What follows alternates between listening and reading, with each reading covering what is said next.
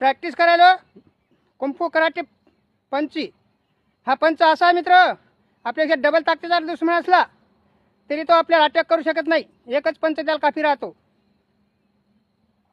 तुम्ही बी सांभाळून करा. मी जसा घिसडी लोखंडाला तपित आहे तसं तपून आलेला आहे. पूर्ण ट्रेनिंग करून आलेला आहे मी. ध्यानात ठेवा, साधन आहे तुमच्यासाठी सांगायला. शिकाव फ्रीमध्ये सांगायला. पुन्हा काय घेणं काय नाही तुमच्याजवळ. ज्ञान द्यायला तुम्हाला फुकट. तर तुम्ही याचा फायदा घ्या. बघा, हाय पॉवर पंच.